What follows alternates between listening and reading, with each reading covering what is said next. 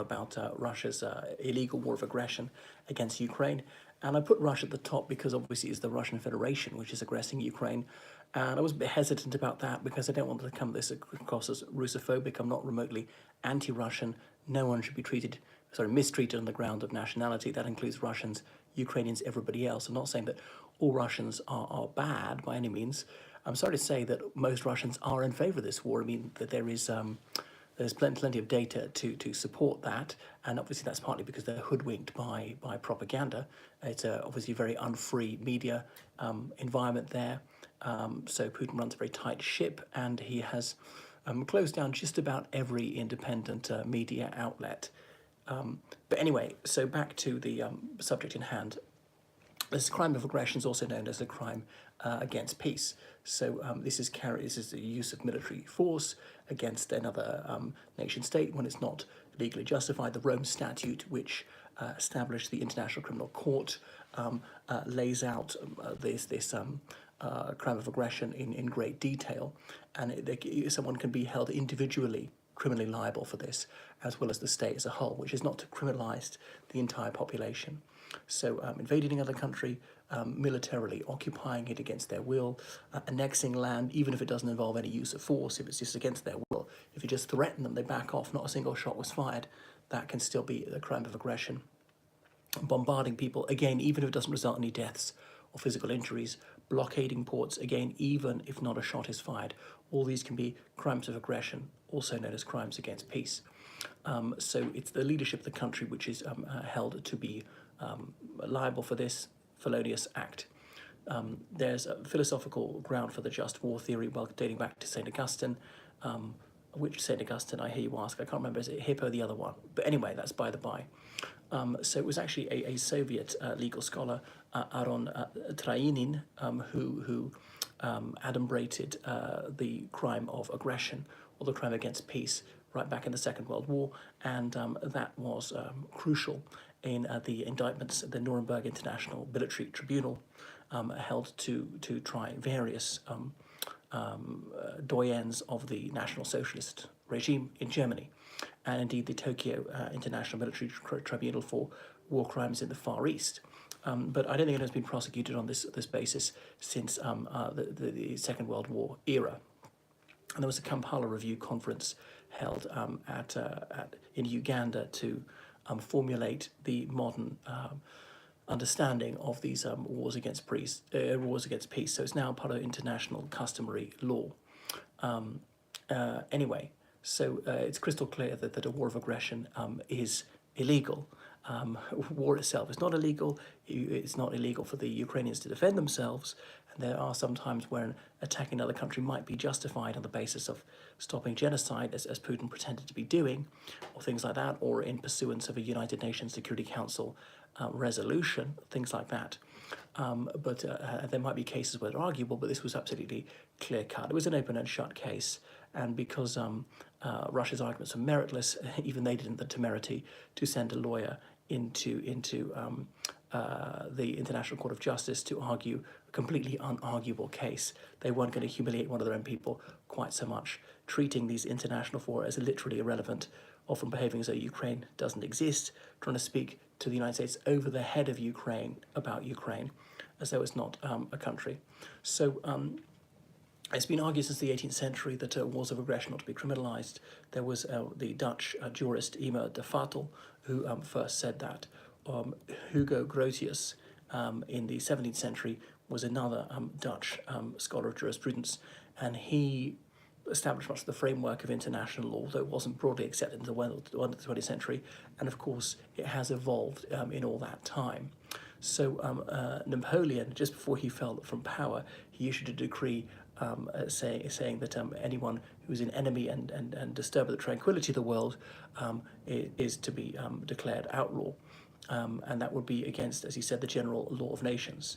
So this is obviously a bit rich coming from him, considering he fought several wars of naked aggression. At the end of the First World War, the Treaty of Versailles and the other Paris peace treaties said that Kaiser Wilhelm II of Germany, who just abdicated, must be brought to book for supreme offence against international morality, but he took shelter in the Netherlands, which refused to hand him over. So As I say, the Soviet Union, which is obviously a predecessor state of the Russian Federation, is the one that, with the cruel irony, did so much to crystallize the notion of war of aggression. And Putin obviously embraces that Soviet heritage, so it behoves him to actually live up to it.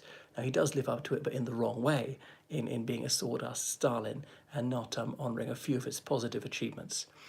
There's also the tu quoque argument that Russia could advance, and this was held valid at Nuremberg, for example, when it came to not rescuing the crews of stricken vessels.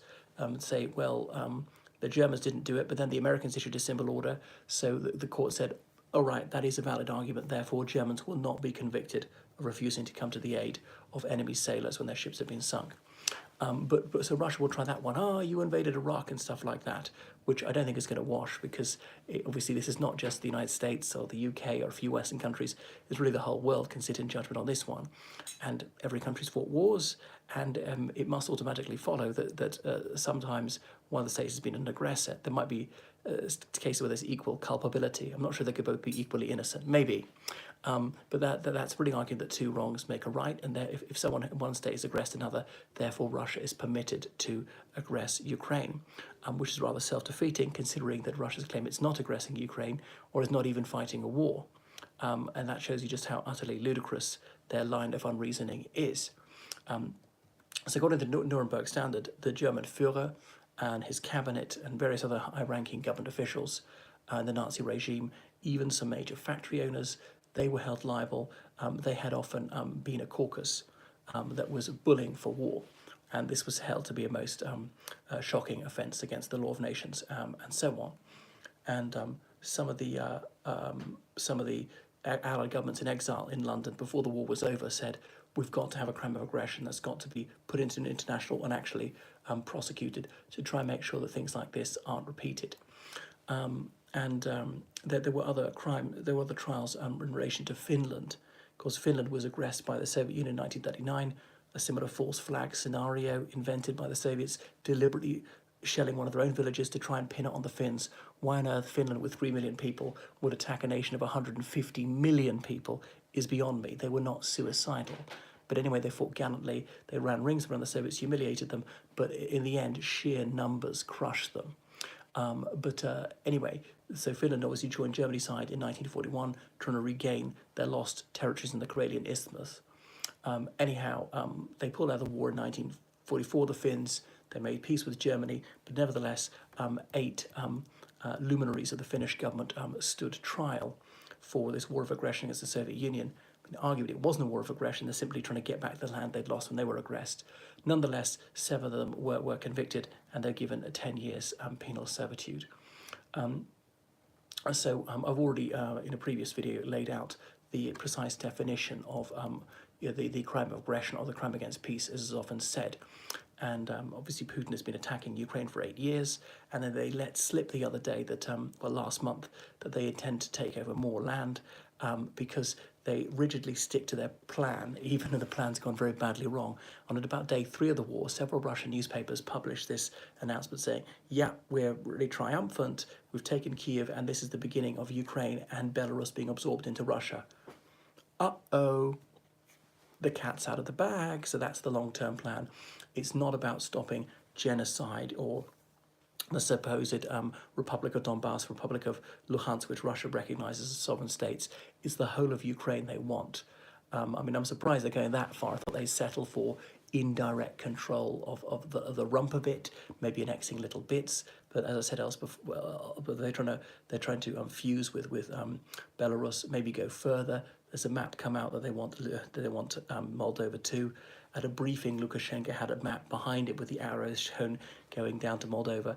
I know he's president of Belarus, but the governments of Belarus and Russia, they're not known for being surreptitious. They're not known for their discretion. It's the great big clunking fist will come down, and they'll leave their fingerprints all over the things, all over the place. It's like their intelligence agencies are sort of the keystone cops of the espionage world, like the Sergei Skripal poisoning. They didn't even manage to kill their target or his daughter, but they did kill a British woman who has nothing to do with the operation, just leaving clues leading right back to them. with Litvinenko, they did at least manage to kill him, but they left a superabundance of evidence proving it was them, and so on. So that's probably enough about this crime of aggression. And the United Nations has taken this further. There's obviously United Nations General Assembly Resolution 3314, which lays down what it is. So there are various peremptory norms in international law. It's against international customary law as well. One would think that would be interesting to have a buffer state between themselves and NATO, even if they took most of all of Ukraine. Well, they seem not to think so. I can see how that might be good, but they probably think that might benefit NATO more than them, but not that Putin is a rational actor at the moment. So anyway, there's obviously UN Resolution 3314, and it goes into some detail about what exactly this crime of aggression is. The trouble is the Security Council sits in it, which is why Russia would get away with it at a UN level, because they're obviously going to veto anything against them. Right, thank you for watching. So please donate to me on PayPal, georgecallahan79@gmail.com. Toodalip.